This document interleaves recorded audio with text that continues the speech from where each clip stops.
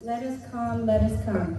Lahu brothers and sisters, this Lahu New Year's occasion, let us preserve our tradition and culture. Let us join together in 2024. Let us welcome the Lahu New Year together. All adults, youth and children playing drums, ringing bells and dancing together.